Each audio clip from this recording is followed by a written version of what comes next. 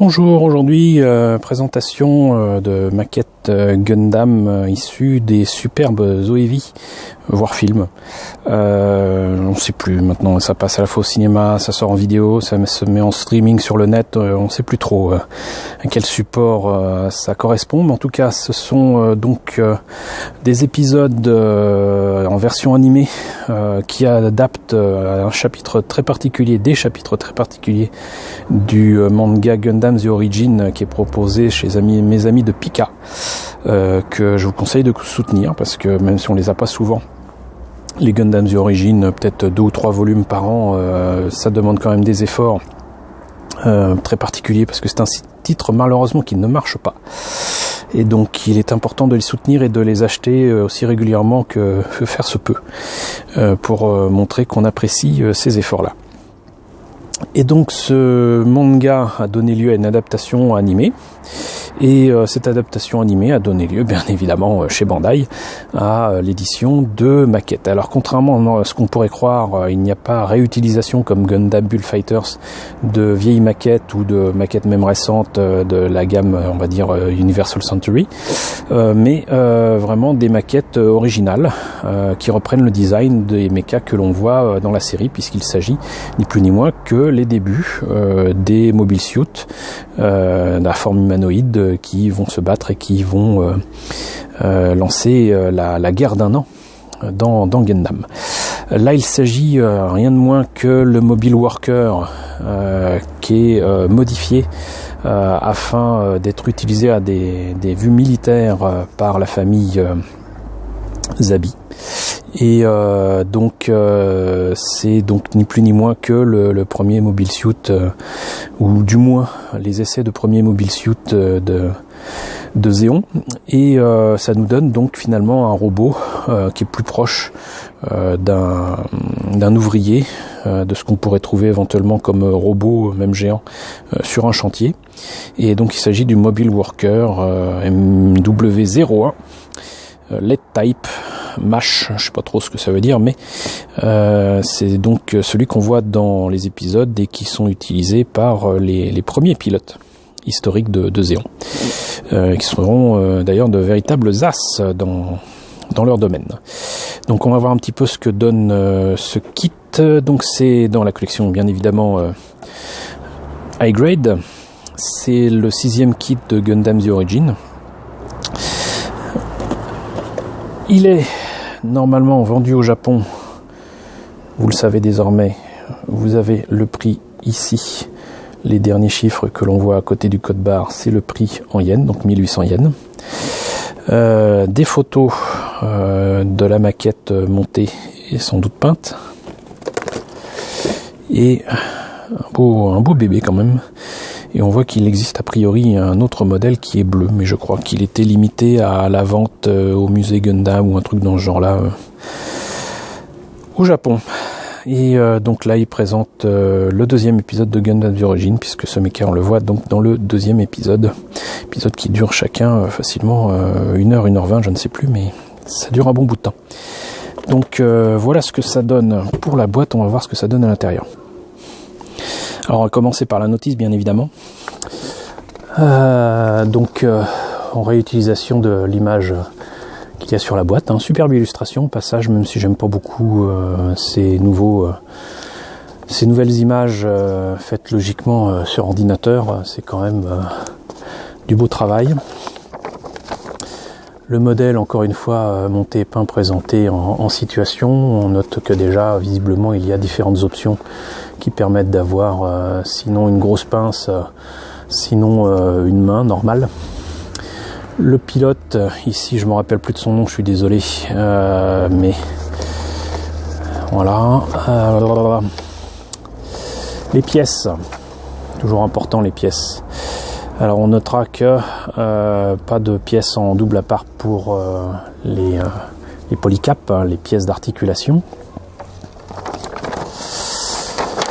Ça se monte tout seul, visiblement. On verra bien ce que ça donne, mais je pense que c'est quand même assez sympa. Ce que j'apprécie, c'est que les détails comme ici, les petits crochets pour les câbles qui pourraient être tirés du mecha sont quand même présents d'eux-mêmes. C'est pas dans une pièce plastique à repeindre.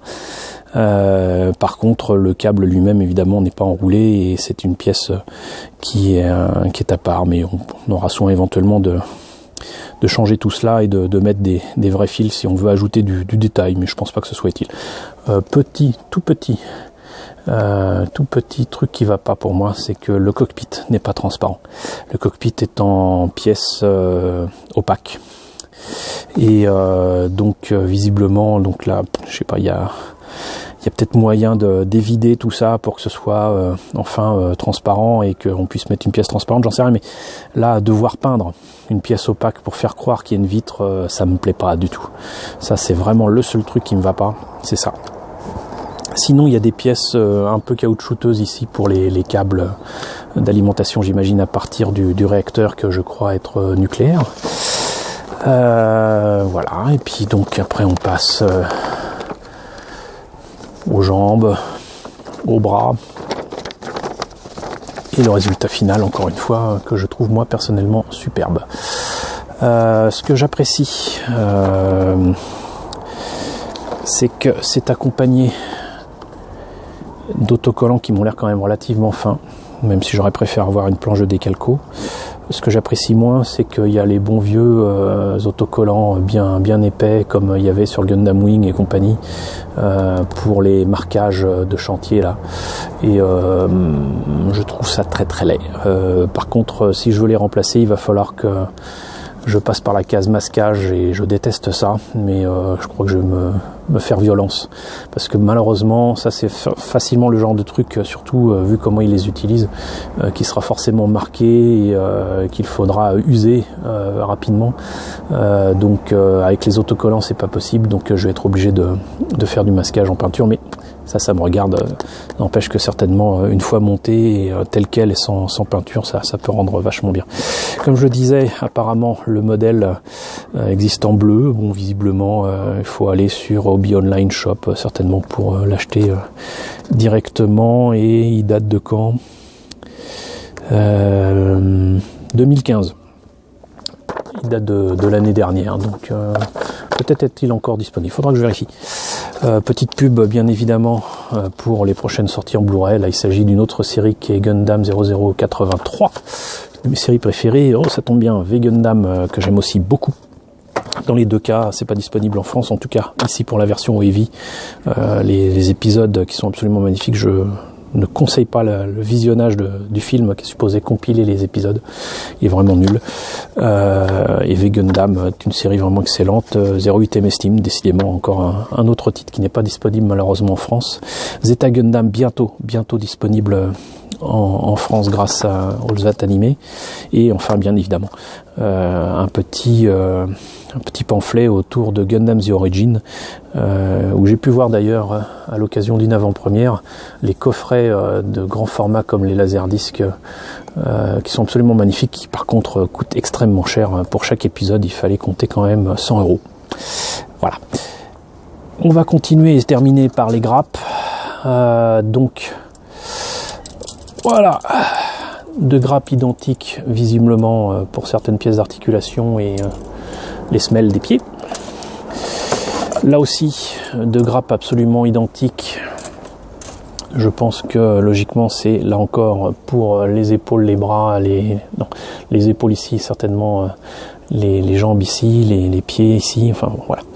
D'autres pièces d'armure. Le reste du corps ici avec certainement le torse, le bassin, tête ici que je trouve assez sympa. Le bouclier, et on notera que malgré que la luminosité soit quand même assez faible, que c'est une espèce d'orange un peu passé, voilà, typique de ce qu'on pourrait trouver éventuellement sur un prototype ou sur un engin de chantier, une grue. Hop. Ah, il y a des pièces qui sont dégrappées, mais là donc les mains, on voit qu'il y a 1, 2, 3, non, c'est 2 mains seulement, une grosse pince, le reste des articulations, on va éviter de perdre les pièces, Là, visiblement, c'est encore des pièces d'articulation. C'est pas facile de s'y retrouver sans le plan. Le reste du torse, du bouclier, le fameux cockpit. Alors voilà. Là, vous voyez sur le côté, je sais pas si c'est visible, c'est creux, il n'y a rien. Mais devant, visiblement, le pilote a le droit de ne rien voir. Je trouve ça vraiment dommage. Alors ça s'explique parce que de l'autre côté, il y a ce qu'il faut pour que la pièce tienne sur le torse. Je comprends. Mais il n'empêche que je vais me faire un plaisir de modifier ça. Voilà.